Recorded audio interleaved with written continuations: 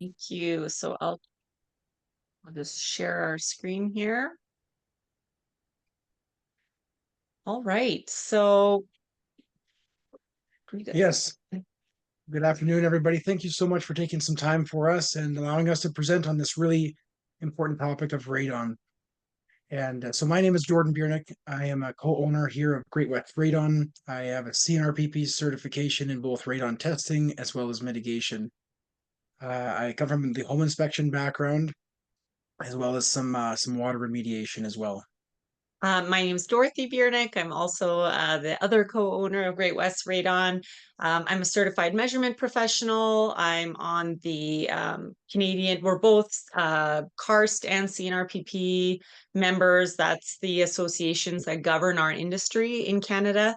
I'm also part of the CNRPP Real Estate Council, as well as the Federal Radon Advocacy Advisory Committee, trying to get more awareness in Canada because, um, we just heard the awareness in Canada was very low, and it is gaining some traction, and we're just hoping to spread more awareness on that front. So I come from an education and communications background as well. And a little bit about Dorothy and myself. We live here in Calgary, here born and raised, both of us, and we've got two young kids. And Um, in our community, Arbor Lake, well, it was my sister-in-law that had a digital radon monitor that was lent to her from her boss at work. And sure enough, it ended up at our house. And we had tested just for a few weeks and found that we had, levels that warranted mitigation. So, doing the research that we did, realized that, at the time, there was not a lot of companies strictly just doing radon mitigation. There was a lot of other trades just, installing these systems without really any education. So we thought there's a really important need for a professional organization to really understand the ins and outs of building science, building construction, and really be able to solve this radon problem. And Dorothy will talk more about some statistics, but to kind of go back to that earlier point about how radon is a relatively new thing. The radon itself is not new, but the fact that it can build to sometimes some very high, very dangerously high levels in houses is relatively new. And the Western Prairie provinces, southern Alberta and southern Saskatchewan, is the second most radon exposed population in the world, next to Poland. So it is an absolute must that we need to be educated on the dangers of radon. So what is radon? So radon gas is odorless, colorless gas that is carcinogenic to us. So it comes from the breakdown of uranium deposits underground, which we have a lot of in Canada, especially Western Canadian prairie provinces. And it is the leading cause of lung cancer in non-smokers in Canada. So research out of the University of Calgary, we often reference the Evict Radon organization. That's where a lot of the statistics that you see online are coming from. They are starting to notice that despite smoking rates declining, the lung cancer rates are staying the same or increasing, and that's due to this radon issue that we have. And around 3,300 people per year in Canada die from radon related lung cancer, all of which is preventable if everybody just tested their home and lowered their indoor radon levels. So some stats on radon. It is considered a group 1 carcinogen, and it's absolutely found to cause cancer. There's still some people that are on the fence about believing if radon is like a real thing, and it absolutely is. So we're just trying to get away from the it being maybe this new age trend, and it's a very real health threat. Um, and radon-induced lung cancer in Canada kills more people than house fires, carbon monoxide, drowning, and car accidents combined. So it is a large amount of people that are at risk here, and every single home has a carbon monoxide detector, but every single one should also have some sort of radon testing device as well.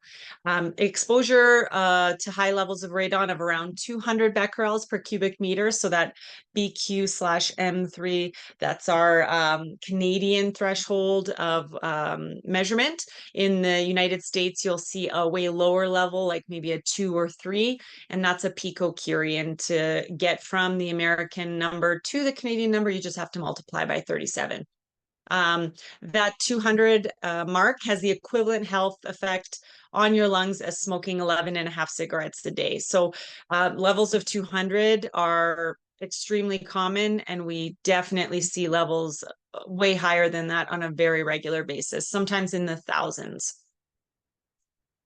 Yeah, and there's been an old saying, if one person tested their house in the cul-de-sac, then the neighbors and the rest of the cul-de-sac should be okay. But really, the truth is that radon is in every house. It's really everywhere present, and it's just a matter of how much. And anytime that we, take an older house and improve the efficiency with, you know, high efficiency furnace, high efficiency water heaters, windows, insulation, all of that. Obviously, building science decreases the natural air exchanges per hour, which just traps radon gas in and actually makes the problem significantly worse. In newest constructed houses, the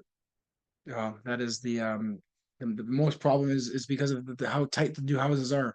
We call it the Ziploc bag house. Anytime you're making it airtight, great for saving money, but creating this radon problem really, really makes it a larger issue. So yeah, older houses tend to be leakier, and as the net zero initiative, going to make these houses more efficient, it's really, really important that we test post mitigation because that has proven time and time again to significantly increase radon levels.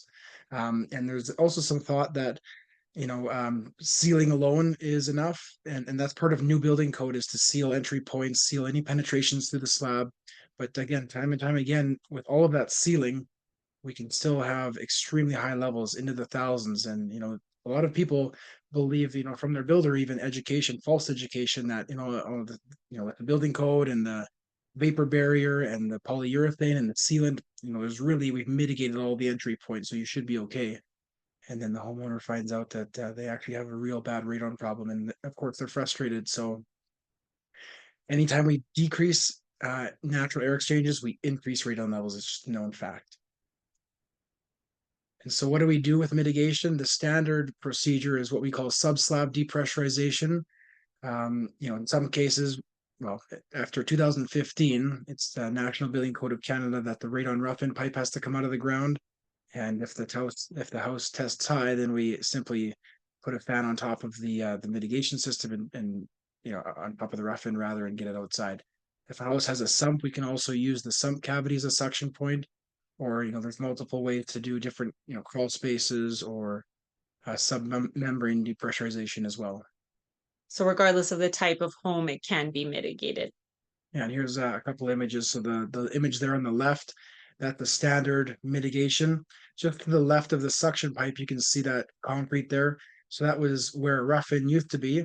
Oftentimes, about 50% of the homes that we mitigate that have a radon rough-in present, we don't end up using it for one reason or another. A lot of times it's in a very poor location that it's just going to be way too cumbersome to run pipe to the outside, or yeah, we've seen some that it's just not possible to get the rough into work. Sometimes underneath the concrete, if you could see the guy putting in the gravel, actually end up filling half that pipe with gravel. So when we apply a vacuum to the rough-in, we don't get any airflow or very, very minimal. So that was the reason why we had to drill our own hole, which is a standard process. There, the image there in the middle, that's using a sump cavity as a suction point.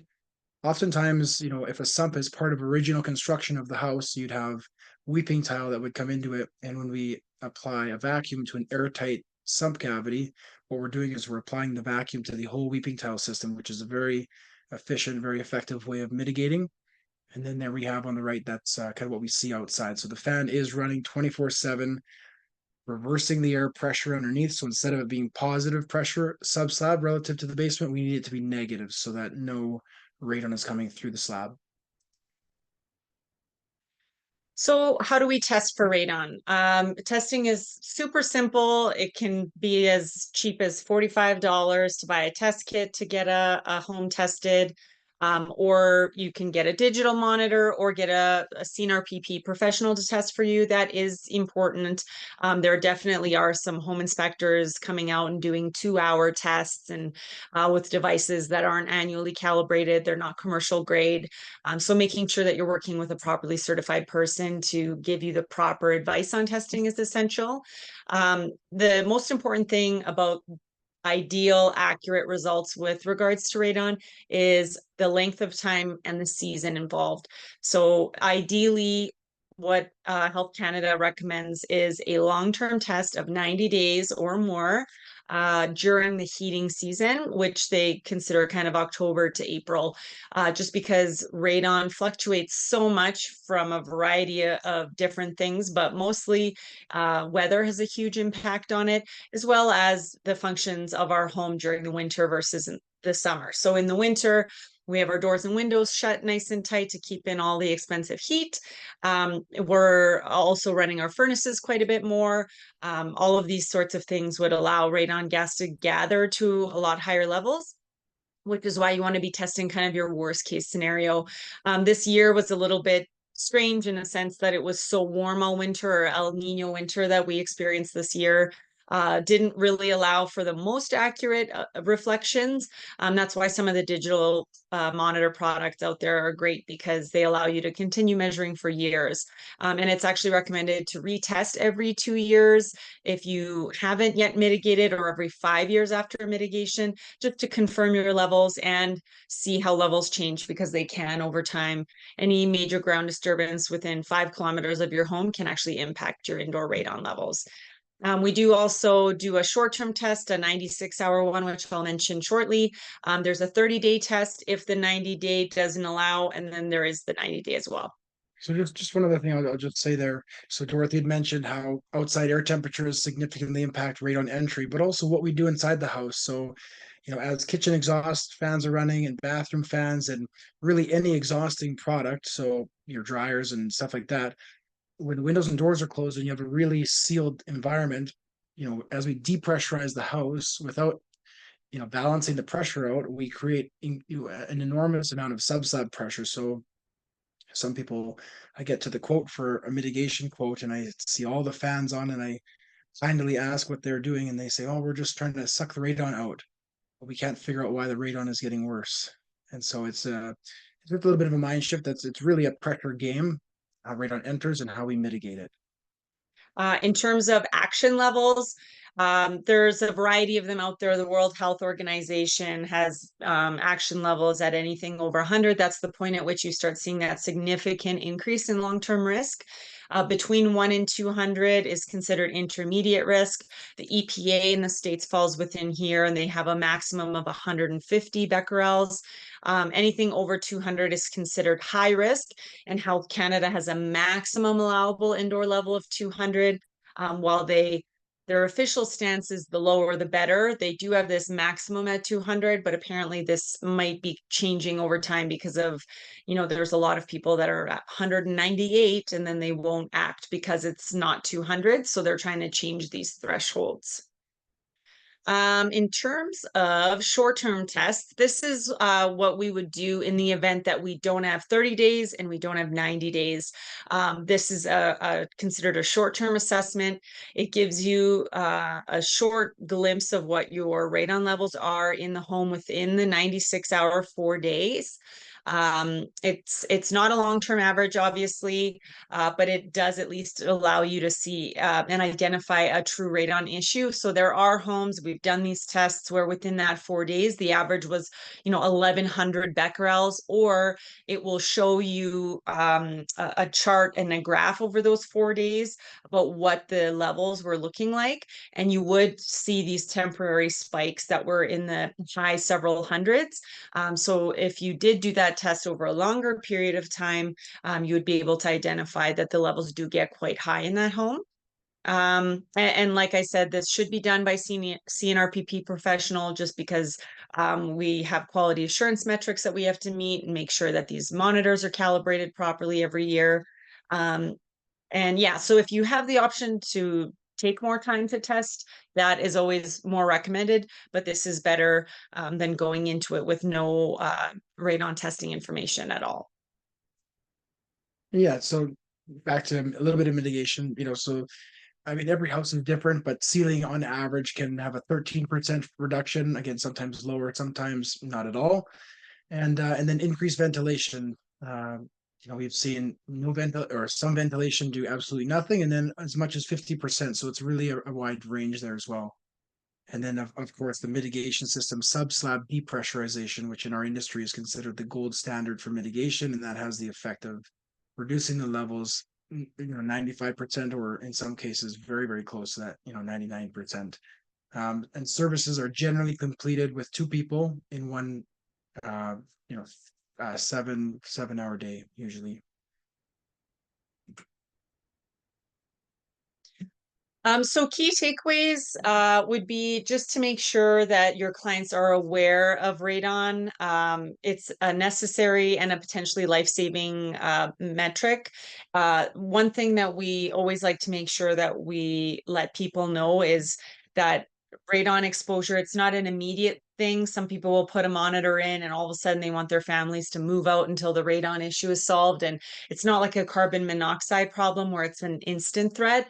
It's a long-term exposure threat. So the more the radon gas is breathed in, the more these radon decay products are in our lungs, and as they break down, they cause cellular level damage that can the body can repair.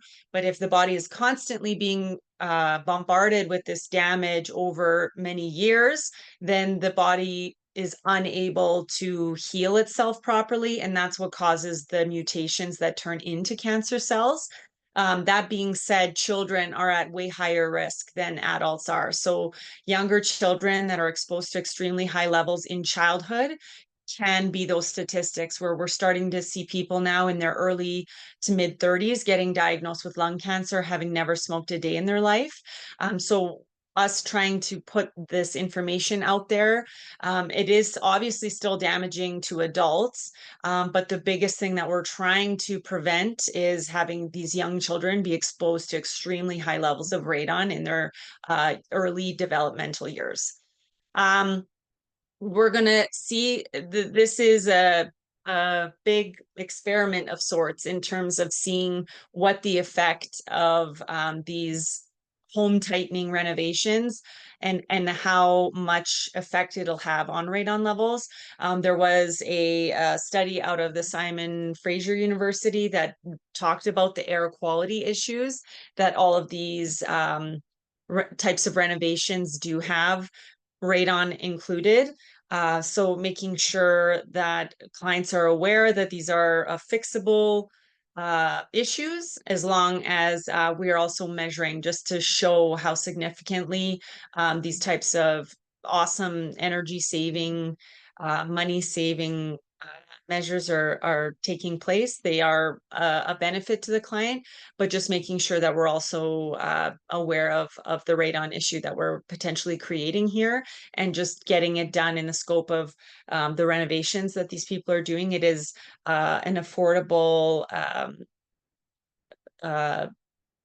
renovation solution that they can implement in their homes. And on the scale of what these renovations cost to homeowners, mitigation on a home that has a rough-in it already, usually the cost is between $1,700 to $2,200. On a home that has no rough-in, it is absolutely still possible to do this. It's there's myths that you have to dig up concrete and put in the slotted pipe underneath the slab. That's not true at all. We absolutely do mitigations on a daily basis on homes that don't have rough-ins, and the cost on that is usually between $2,200 to $2,700. Again, by a CNRPP certified professional. There are definitely some plumbing companies and stuff doing these mitigations. We do end up having to come out and fix them because they're not working properly. So making sure you're working with certified professionals is always a necessity. Yeah, I think that's all. We're usually quite long-winded, so we wrapped up. Pretty short for you guys. Yes, yeah, we know it's a lunch hour, but yeah, we have a QR code there. If anybody was interested in getting a testing device for their own home, and we'd be happy to answer any questions that anybody may have. So far, there's one question in the chat, and that is about the 200 BQ levels. And when you're measuring that, I know you measure over 30 days or 90 days, but is that a level that is for that period of time, or is it a yearly average exposure? So the statistics are talking about an annual average, as a lot of the statistics that they talked about were based on homes that were extrapolated over an annual exposure. The exposure that you would see in the summer is definitely a lot lower than that, but just as a frame of reference, we did mitigations on a couple of homes in the last year. One was 1,800 becquerels, and there was another one that was like 2,100 becquerels. So even if your levels in the summer are significantly lower than that, your average exposure is most definitely, a lot higher than that. Okay. Another question is, does testing have to be done by someone certified, or is it easy to do on your own? It's absolutely easy to be done on your own. There's testing kits that you can buy. You can just place yourself. There's digital monitors that you can buy. There's a few that are currently on sale from our manufacturer right now. That's really what's recommended, is that homeowners take this action and test their own home. For us to come in there and do it, it's really not I mean, we can do it, but it's not feasible. It's really a better outcome if the homeowner does it. Depending on the purpose of it, right? Because if you need objective testing information, then having a certified company do it, that is part of Health Canada's mandate, is that a certified person provide you with these results. If you're just looking to test your own home and you're curious about your home's own levels, that's a great option, is to be able to buy a testing device or a kit or a monitor, and usually they start giving you preliminary results within about 24 hours, and then the longer you let that digital monitor run, the more accurate those results will become. Some people have been testing for 2 or 3 years. Feel free to unmute yourself if you'd like to ask questions, everybody. And Steve, do you have a question? Yeah, I do. Yeah, thanks for this good presentation. I do both deep energy retrofits and, high performance new builds. So we're definitely tightening envelopes. So I definitely hear the concern. I'm trying to evaluate in a couple cases whether I should just, not just stub in a rough in, but just take that pipe straight up through the roof. Is that a good option to avoid having to install a fan? Yeah, so when you take the rough-in pipe and you extend the rough-in pipe above the neutral pressure plane, which building scientists, you guys would understand that. But yeah, if you can get it out above the roof, that's considered a full passive system, as in it will be alleviating the pressure. There's mixed numbers on how much radon reduction that will have, but generally speaking, what a lot of builders will do, more progressive builders, they'll extend the radon rough-in pipe up and just come out the rim joist, as long as they're following the appropriate guidelines for fresh air intakes, mechanical air intakes, all of those things. So that's really what's preferred, is to go out the rim joist. But even if there is a passive system and you've done the full extension up, sometimes we do still end up needing to put a fan in if the levels haven't come down to where the homeowner is satisfied with. Yeah, my kind of, I don't know, what I've been told or heard in different scenarios was, if you keep a straight vertical pipe, that passive system is probably going to be effective, but anything that has bends, curves, or a 90-degree, outer rim joist is probably going to need a fan. Would that be fairly accurate? Yeah, I can't tell you how many systems we've installed that have a full passive system through the attic and ultimately through the roof. So it definitely does help, but in a lot of cases, it's just not enough. So you'll have to turn a passive system into an active system by putting in a fan and hoping if a homeowner wanted to do that, they have to really hope that the rough-in pipe was installed properly, or hire a professional, CNRPP professional, which can do a full diagnostics, which is drilling a couple test holes in the farthest corners and kind of passing air through the flow meter to really understand airflows, pressures, all that stuff, to really be able to say with the definitive results if the rough-in is actually going to work. Or in some cases, we cut the rough-in off and we pour concrete down there and drill a hole right beside it and perform the diagnostics that way. But come out the rim joist is really not an effective solution for a passive system. but it is definitely, we definitely like to see that, because a lot of times, a builder or a homeowner just takes possession of their brand new house. The mechanical room is centrally located on the front exterior wall, and there's concrete, precast steps, or there's a nice exposed aggregate stairs.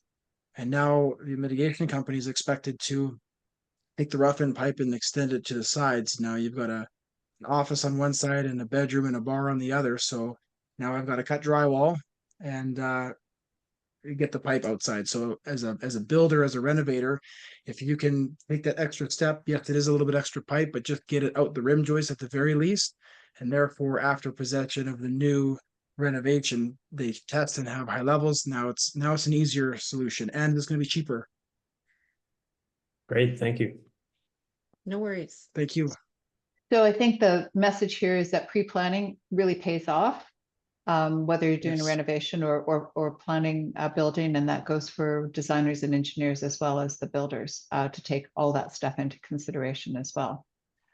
There's another question here. Can you speak more about the various test kits that are listed via the QR code? So I assume that's a QR code that's on the screen right now. And Yeah, absolutely. yeah, can you Yeah, speak there's about that? a few different ways of being able to test. I always like to tell people there's the cheapest option is the long-term test kits, just the little puck that you place. There's sure, I could pull up the website here even just so that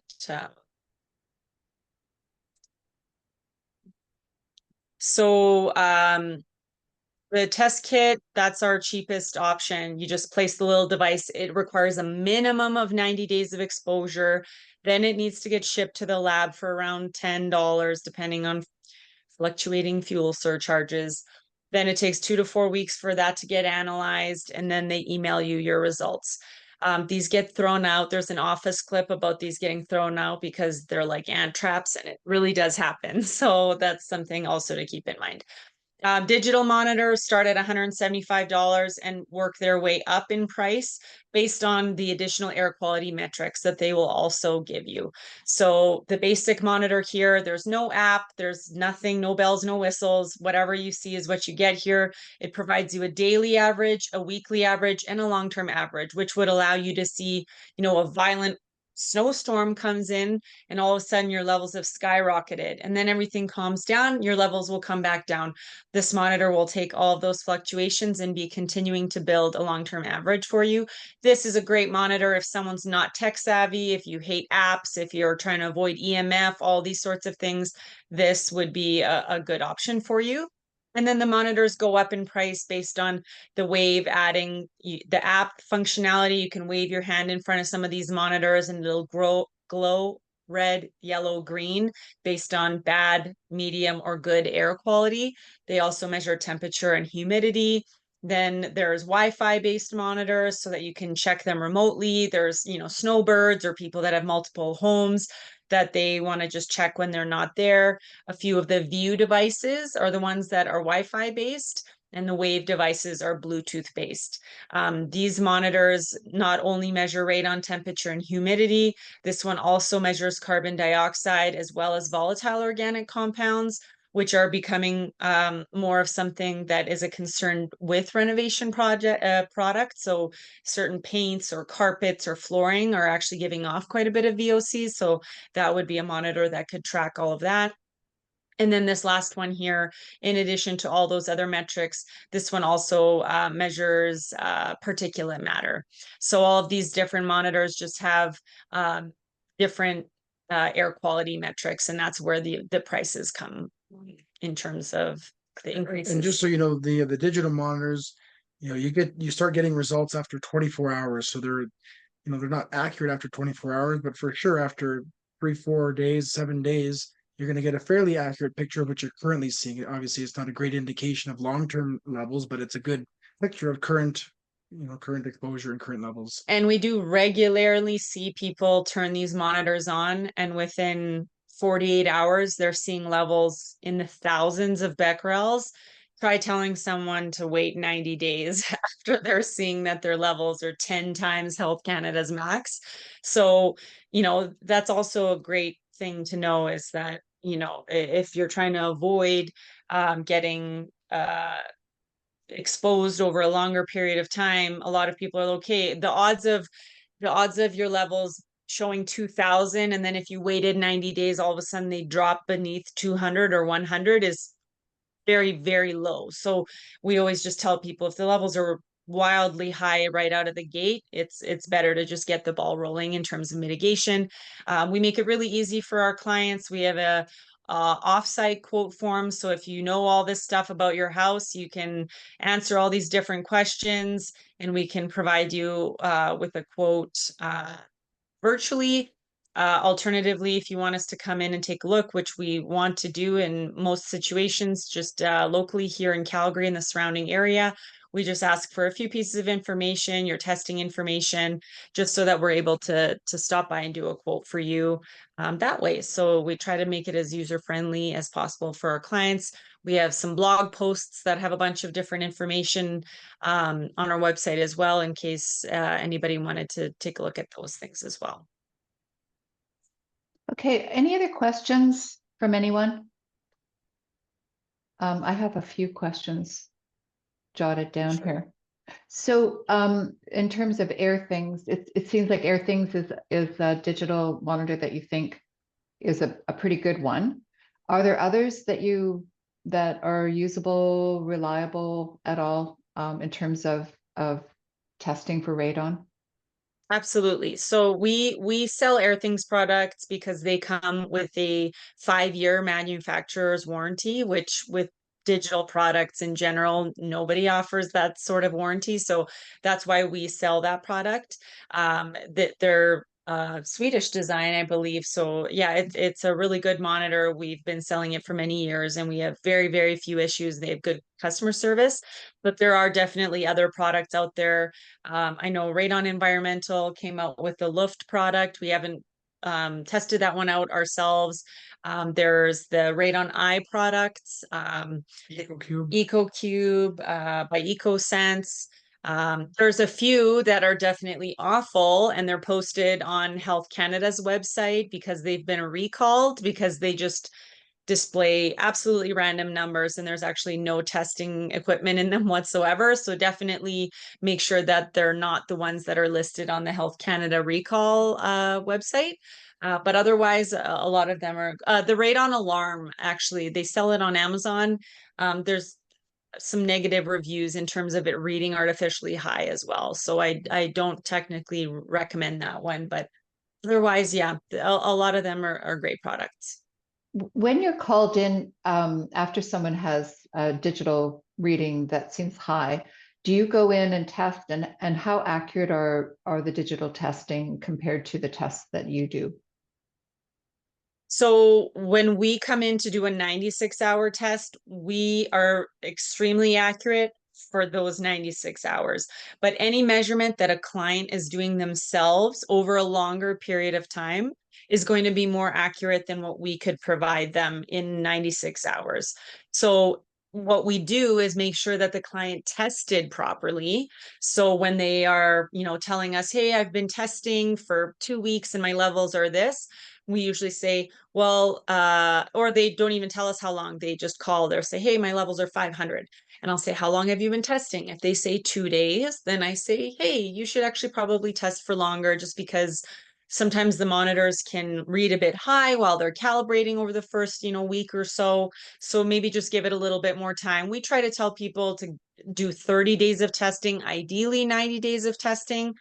We also ask them, where did you place your device? If you told me that your levels are 600, but you told me your device on the right next to your open sump pit in your mechanical room, I'm going to tell you to move your device to a different spot, because that's what somebody would do if they wanted to make sure you had high levels, but that's not an accurate measurement. So we always just make sure that the person tested for long enough, that they tested in the right spot. And if they did all the right things, then we would consider their measurement more accurate. But we don't come in and verify anybody's test results during a quote process, just because the quote is only, 20 to 30 minutes long, and we couldn't possibly provide an accurate test within that time. So we just ensure that the person tested properly instead of retesting ourselves. So in other words, the digital calculations are pretty accurate. That's what you're saying, put in the right Yeah, place. so they have a maximum margin of error of up to 10% in most recent CNRPP studies.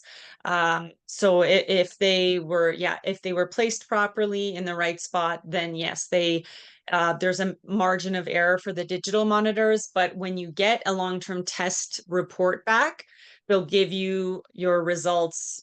For example, 123 becquerels plus or minus 20 becquerels. So even when you get your long-term test results, they'll give you a margin of error in that test as well. So yeah.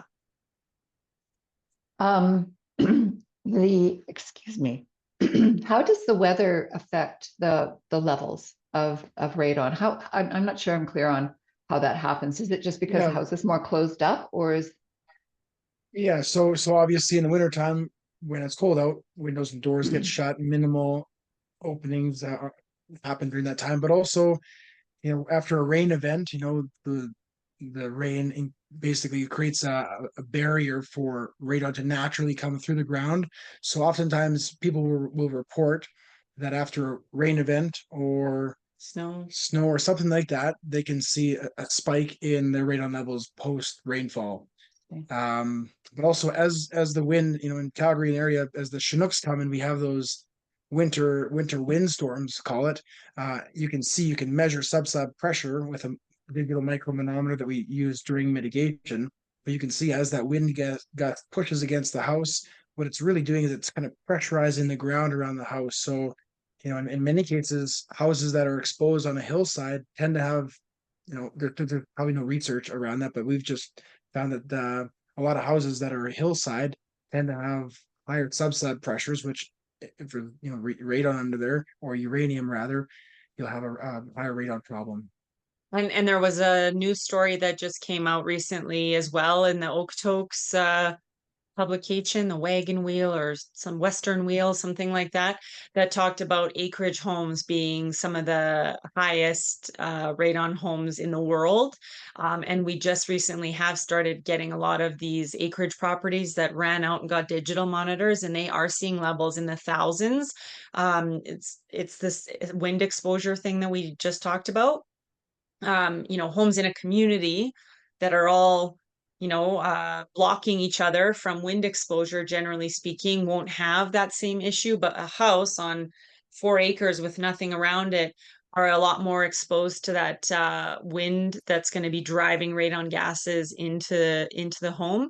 In addition to the fact that acreage homes, generally speaking, and this is also a blanket statement in terms of larger homes in general. So acreage homes generally are larger, and larger homes in general have larger slabs, which means more points of contact in terms of the ground with your slab.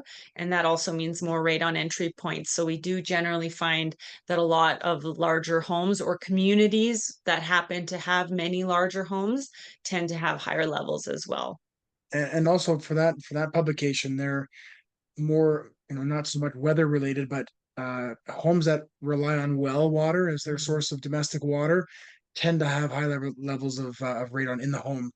And that's some recent research out of the University of Calgary Evict Radon. Just because as you're drilling that well, sometimes 200, 300 feet down, you're disrupting the ground underneath, and sometimes that well is even in the house. And we've seen some insanely high, very, very dangerously high levels where a well head is actually in a storage room in an acreage style house. In the heritage homes where they would build the house around the well, yeah, the levels, and what Dr. Godarzi in that article says, it's almost like you're creating a straw into the ground for the radon to travel up, and that's why that well ends up being an issue.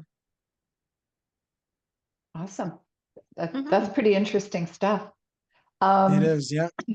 So just to be sure that I understand, radon is a soil gas, or do we think that it comes from gravel at all? Do we think or is it really from soils?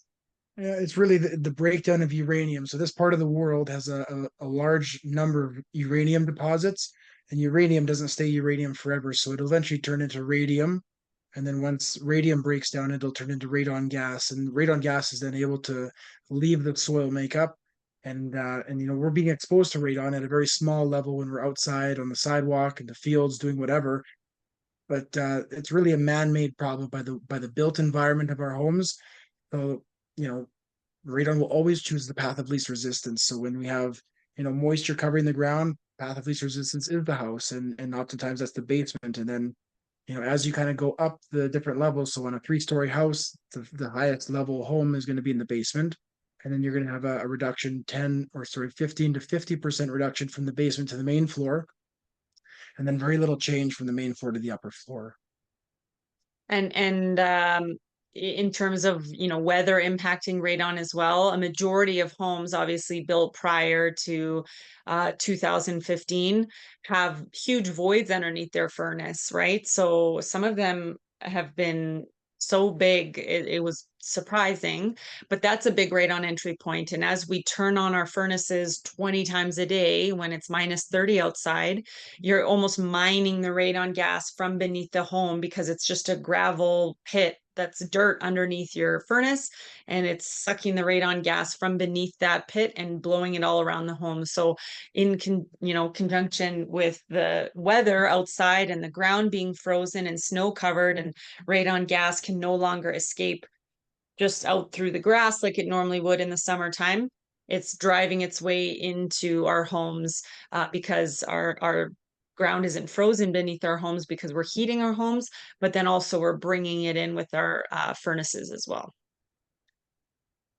So frozen ground likely doesn't have radon, wouldn't necessarily bring radon into the house. Is that what you just said? Is that true? Yeah, we don't know too much research about frozen ground. You know, radon is chemically inert, so it's really not attracted to anything. It doesn't bind to anything. So radon, you know, passes through concrete at a very small level, but also, you know, it can pass through frozen ground, but it'll always choose the path of least resistance. So it's a gas, so it'll get trapped underneath frozen ground, but then it'll just make its way through the cracks in the slab of a house because it's not frozen solid, kind of thing.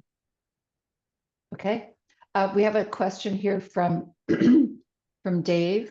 Would you test your living space in the basement or at the radon tube if you have one? So Health Canada wants you to test a part of the home where you spend 4 or more hours per day. So if you really don't spend much time in the basement, or there's no future plans to spend time in the basement, then you probably don't really need to test there. You really want to test a part of the home where you're actually spending time. So maybe that's the living room on the main floor.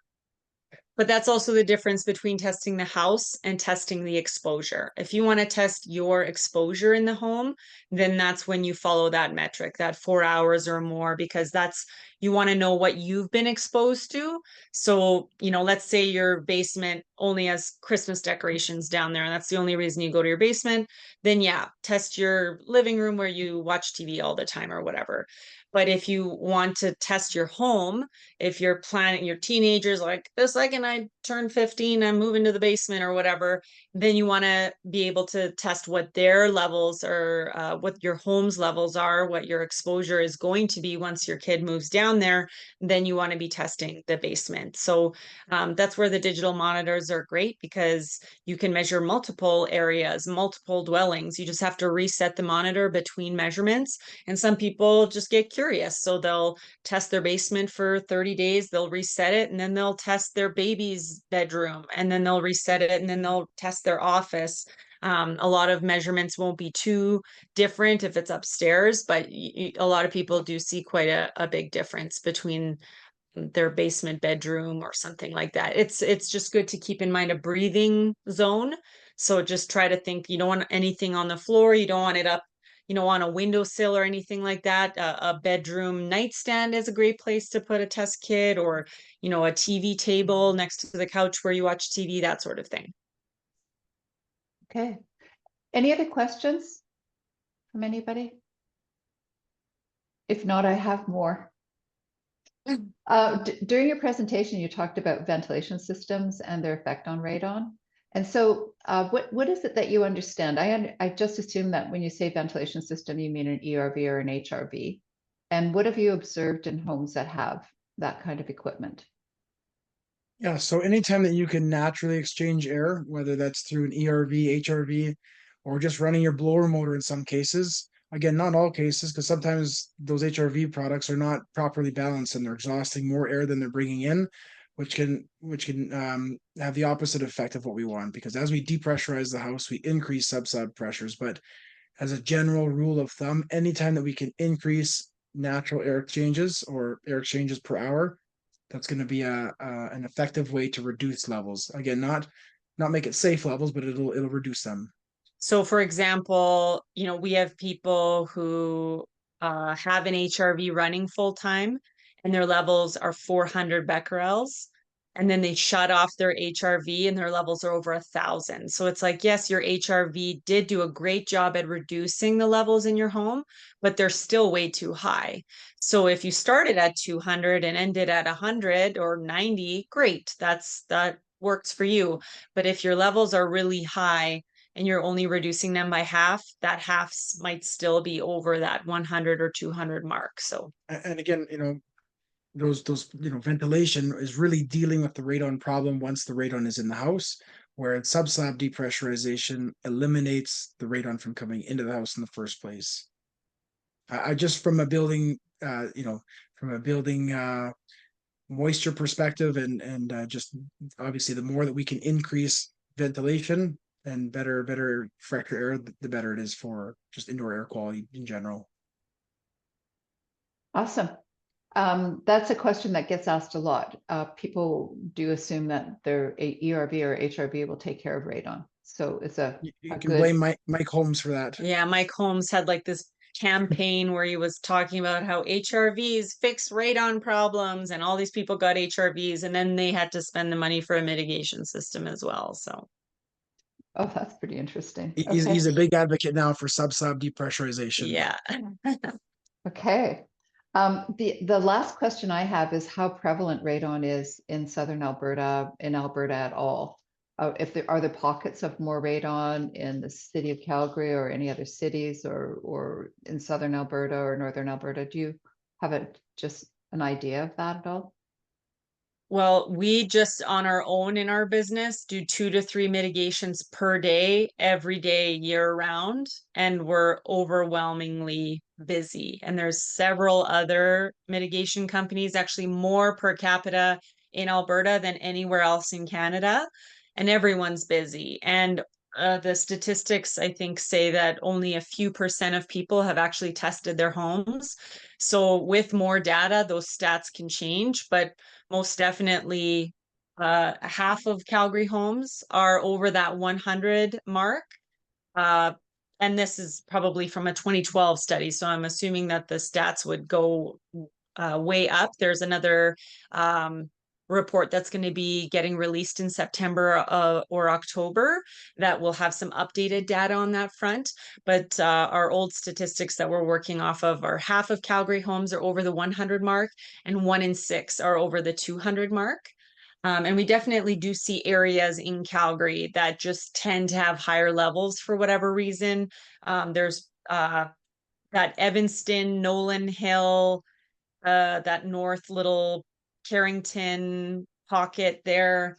There's definitely Aspen, Wentworth, that whole kind of Signal Hill. That's, of course, as you get into Cochrane, I know many people Yes. have heard, Cochrane has high levels, and that's true. There's some really, really high levels there. And then, of course, Okotoks and but really radon is in every community. We've worked in all the communities in Calgary, and no community is radon free. It's just really a matter of how much. And you can have, for example, we'll take our own community here at Barber Lake, and we know many of the neighbors around our house. And when we got into this, we were giving test kits and digital monitors to all of our neighbors, and we somewhat concluded in our minds that our neighbors and our community was relatively Low.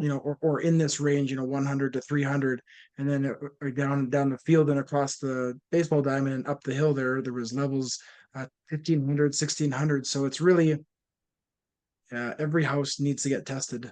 And demographics play a huge role in this too. The Evict Radon study is doing some work on that There's some areas in Calgary where there's a map that I made just using pinpoints of the different mitigations that we've done. And it looks inaccurate because the more northern southeast and the northeast look like no one's mitigated, which would lead people to believe that the levels aren't high there. But then the Radon study came out with saying, the demographics are lower income in those areas, generally speaking, thus less people are spending the money to test. And that's why it looks like maybe technically from a mapping perspective. And that's why that organization doesn't even really love putting out those maps, because people will draw those types of conclusions, and their official stance that they really want to just make known is every single house has to test, because even two neighbors, one neighbor could be 800 becquerels and the neighbor next door could be 60 becquerels. It's even attached duplexes or a Yep. fourplex, you can have three, one half of the duplex is high, the other half is low. So it's all and no one really understands the reason for that, right? That there could be such a difference between neighboring buildings, or all the way down the street. In a case of a duplex or a fourplex, it's really just which side has more entry points. One might have a sealed sub cavity, the other one might have multiple openings, or one side has a hung furnace, the other one doesn't, and that could be the difference between high levels and low levels. So, and even they've done little like cross sections of ground where they were trying to explain how that could happen. And several layers down in the ground, one area could be a lot more clay-like up until halfway through a building, so then the gas would be making its way underneath the non-clay side versus the clay side. But we don't see that, right? Because it's several layers down in the ground. So there's a whole host. That's the thing is, and also the way the duplexes run their home. This side could have 3 teenagers and 2 adults. Everyone's showering. The fans are always on. There's a ton of laundry being done. There's someone cooking all the time, hood fans running all the time. That side could be very depressurized all the time because of the way they're conducting themselves in the home. This side could be just one woman, living there on her own and just takes a shower every few days, and that would even contribute to her levels being a lot lower than this side. Okay, that's very interesting. Yes, Steve. Just wondering if you guys have to deal with sound issues very often, because I know I've had some systems installed where the homeowners are like, can I unplug this or put this on a timer or something? Because it's a little annoying. Yeah, so every mitigation company has different products out there, different procedures generally. We take our diagnostics very, very seriously, in the sense that we're really looking to optimize the efficiency and the effectiveness of the system. If that means putting the suction point more interior wall on an older style home to get better coverage of negative pressure, so we can use a smaller fan, then that's what we'll do, as opposed to being on a far corner, tucked away in the corner with a large fan. So, and it really comes down to the house needs. But generally, over the years, we've had many manufacturers try and sell us their fans, and we've just only ever installed a brand called Fantech. And we've tested time and time again, and they are extremely quiet and very, very efficient. Not even an amp of electricity. On average, it's about less than $15 per year to run 24/7. So most customers standing next to the fans that we put in are unable to hear that they're on, or very, very minimal. But there are definitely some people that are like sound sensitive, right? That they would hear it no matter what. But when your furnace is running, like, you wouldn't normally hear the sound of your mitigation system over the sound of your home functions.